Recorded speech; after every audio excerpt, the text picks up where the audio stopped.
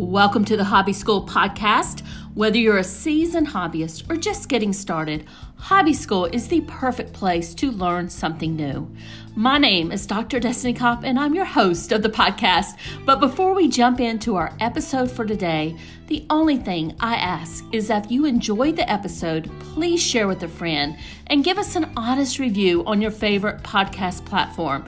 This helps us get out the content to more people. I also want to invite you to get on our wait list for our next Hobby School Online Learning Summit.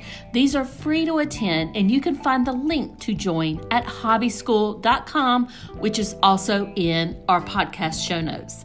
Now sit back, relax, and enjoy the episode.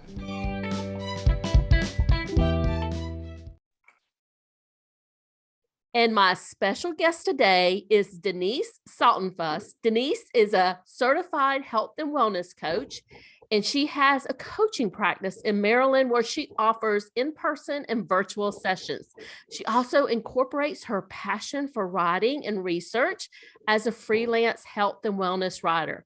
Denise helps her clients repair health that's broken, build resiliency, and cultivate a sustainable, long-term healthy lifestyle. Denise, thank you so much for joining me. I am super excited to chat with you today. We're going to be talking about how to navigate a health crisis or chronic disease with limited time and money. And before I begin, I have a lot of questions for you. Okay. Before I begin, can you tell the good audience just a little bit more about you and how you help people? Well, let's see.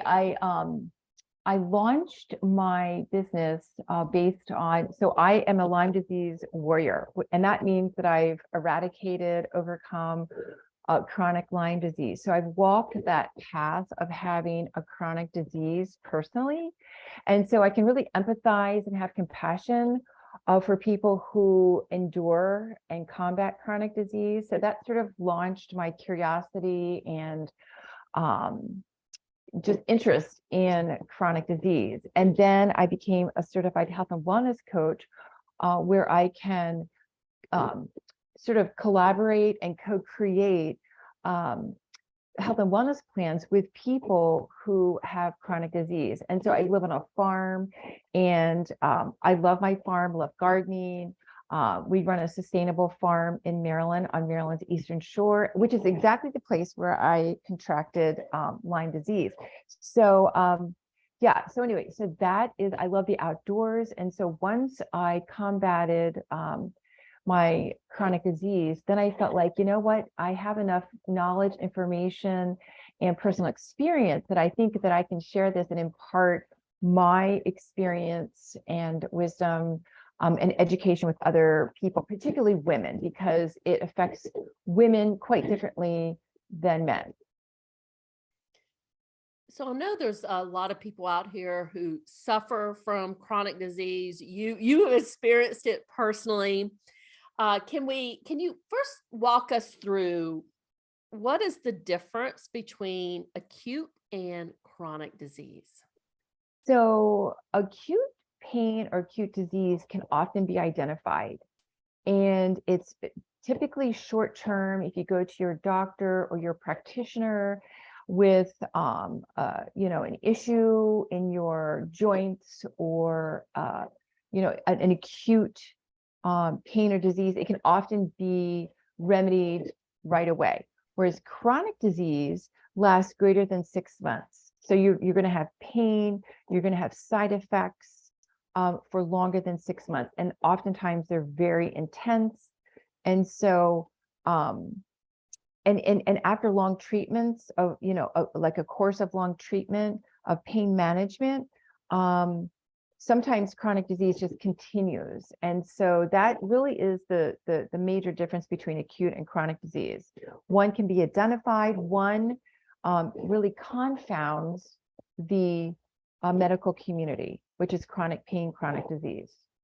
So with chronic disease, do they often not know exactly what you have, so they can't treat it? Is that what it's referring to? Yeah. So you go in and you, let's say, for example, you are suffering from joint issues. So they're going to treat the joint issues, but then a couple of months later, you might come in with, headaches, like chronic headaches or migraines. And so you keep having these side effects. And so what happens is with chronic pain or chronic disease, you're getting all of these systemic side effects, and it's lasting a long time. And the pain is like from, if you use the pain scale from 0 to 10, 0 being no pain, 10 being, a lot of pain, it's going to be on the 7 to 10 with chronic pain, chronic disease.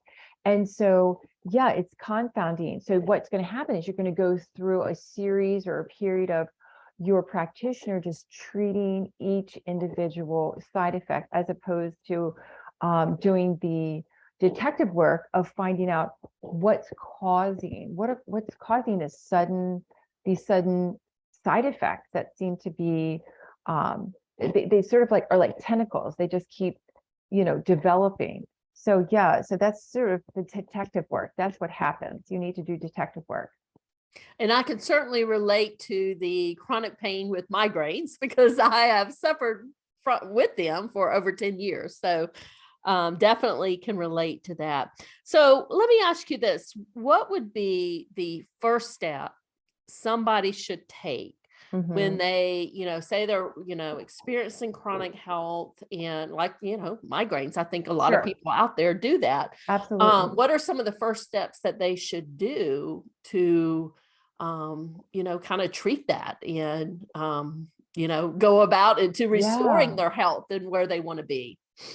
Yeah. So one of the very first, most significant, powerful steps that you can take while you're waiting for lab work to come in, while you're perhaps waiting for to see another provider or specialist, is the very most powerful step you can take is modifying or altering your eating life, because food is very fundamental, and everything that we eat, whether it's good or negative, positive or negative, affects our body. And oftentimes we don't think of food as bad. When we are eating food, we typically are just satisfying a craving, or we're satisfying, sometimes it's an emotional issue, whether, we're eating not necessarily because we're hungry, but food is fundamental. It's going to satisfy something, whether it's a craving or if it's an emotional need.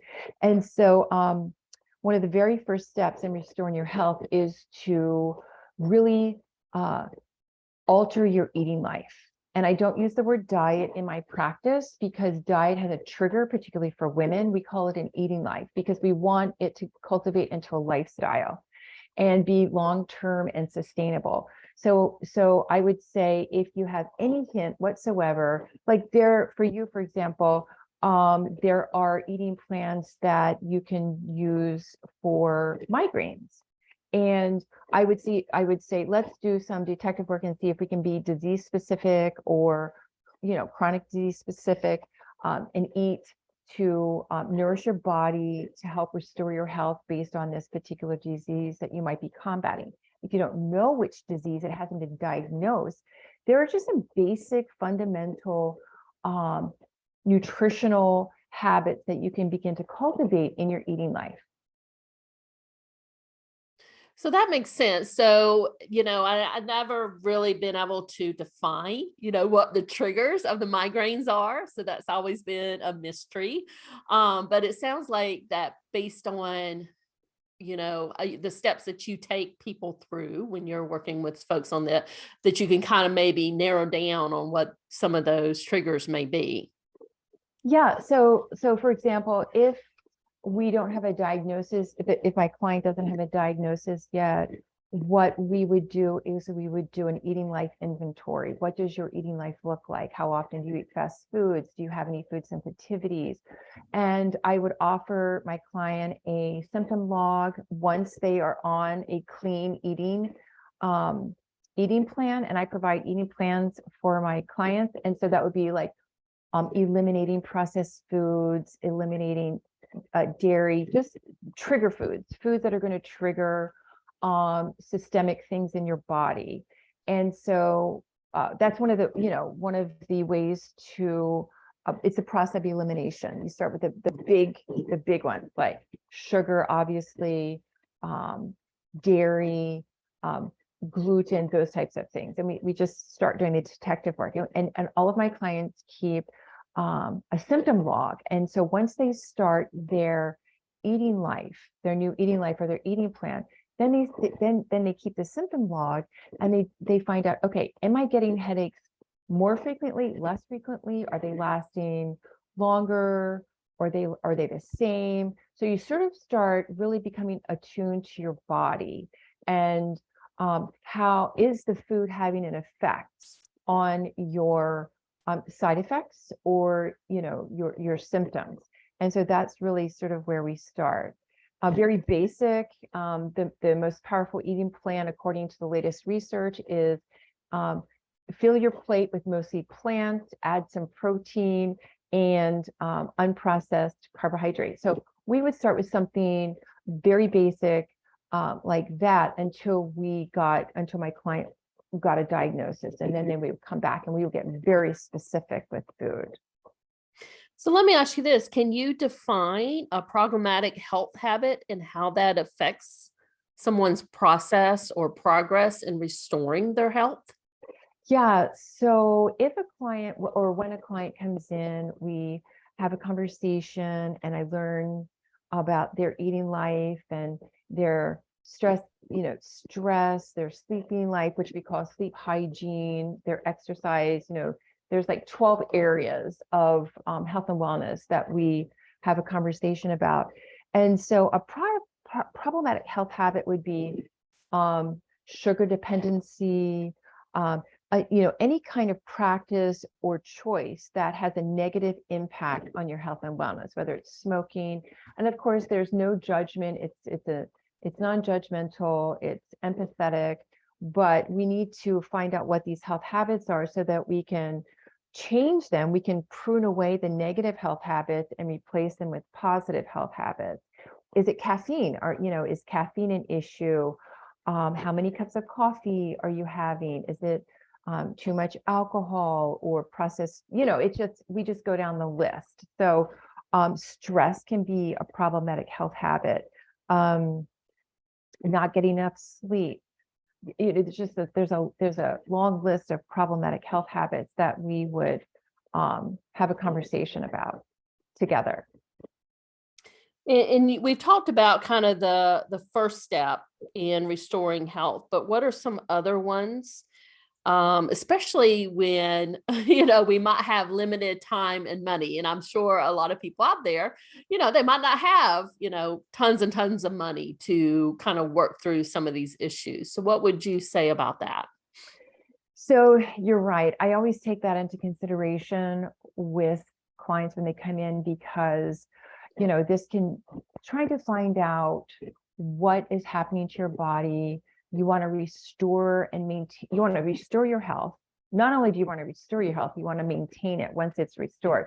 So we want to do this in the most efficient way possible as far as time is concerned. And then not only that, we want to do it in the most effective way fiscally. We want to save money.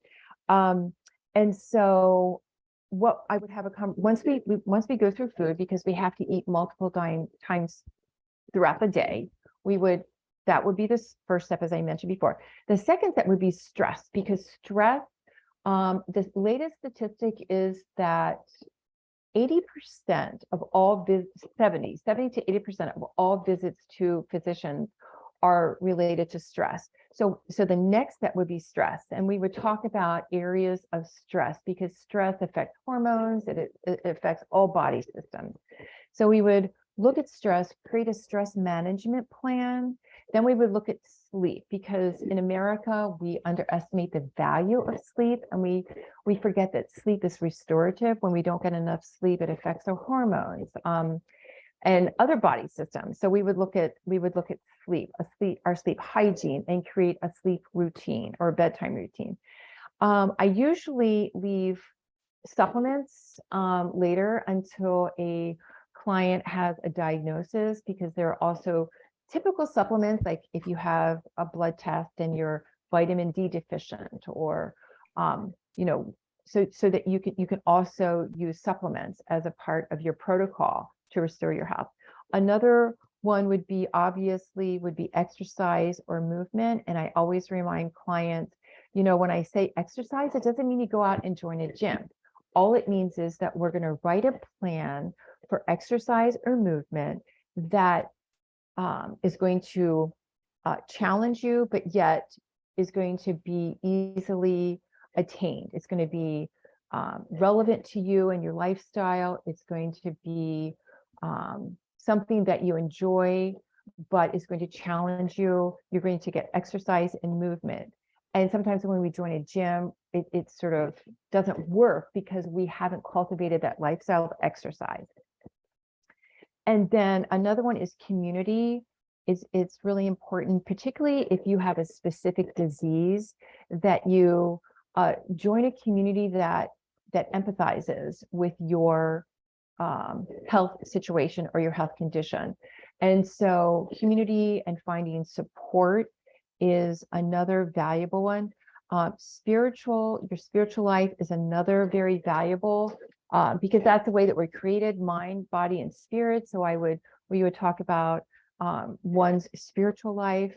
Detoxification is another method. Oftentimes there are areas in our life where we've been exposed to mold, perhaps, or chemicals, or even body care products that, our body is sending us red signals that we need to detoxify from a particular. It's no different than if you're allergic to gluten. So we would look at detoxification. Yeah, so those are pretty much the major ones that we would look at. The statistic that you gave earlier, which was 70 to 80% of physicians' visits are related to stress, was mind-blowing to me. Yeah. And then the other latest statistic that's a little bit mind-blowing is 7 out of 10 deaths in the US are related to chronic disease. But when they look at those chronic diseases, like what caused those chronic diseases, then they really kind of realized it was like number one was diet, food related, and then stress, and then problematic health habits like smoking, excessive drinking, excessive alcohol, those types of things. So yes, stress is really up there right now in the US. Wow, that is just mind-blowing to me. So that one key takeaway I have from this is make sure we are reducing our stress for sure. Any last minute tips, Denise, for the audience? I would say that never underestimate the power of food. And I find that particularly with women, food is a trigger.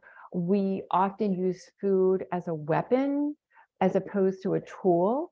And if we learn to use food as a tool for our bodies to nourish and nurture our bodies, oftentimes we see that, particularly when we're sick and we're combating a chronic disease, we find that we can see changes, more significant changes with changing our eating life. And so I really emphasize to clients, let's start with food, because it's the most basic, fundamental practice that we do as human beings, because we eat multiple times throughout the day. So let's make it count. Let's make it work for our body. And so really that would be the least expensive. And you notice I didn't say the word organic, because a lot of people think, oh, I have to switch to organic. I didn't even mention the word organic. I'm saying we even have to go, more basic than that. Let's just start with eliminating processed foods, filling our plate with 70% of plants, and those types of things, incorporating some really nutrient dense foods that can help you eliminate stress or adapt to stress, those types of things. So yeah, I would say if you have limited time and a limited budget, with which most of us have, start with food. I love that. I love that. That's such great advice. And I know that, especially here in the US, we eat so many processed foods. We don't even realize how many we're eating every day in our life. So Denise, can you tell folks where to find you? And I believe you have a free gift for them also. Yes, you can find me at denisesultenfuss.com. And I show up on Instagram a lot with recipes, tips. I love doing recipes on Instagram. So I'm Denise Sultenfuss, at Denise Sultenfuss on Instagram, and Denise Sultenfuss on Facebook as well. And my free gift is a 45-minute free health and wellness coaching consultation, which is really exciting because I love working one-on-one with clients, and it can be virtual or in person, but typically virtual when I'm doing a podcast because it reaches far and wide. And so, so it's a free 45-minute session, and we can get a lot done in 45 minutes. Well, and that is so valuable. And thank you so much for offering that to the audience here. And we will make sure, Denise, that all of those links are in the show notes so they can find you on your website and Instagram and sign up for your free 45-minute health and wellness coaching session. And Denise, thank you so much for joining us today. Thank you. It's been a pleasure.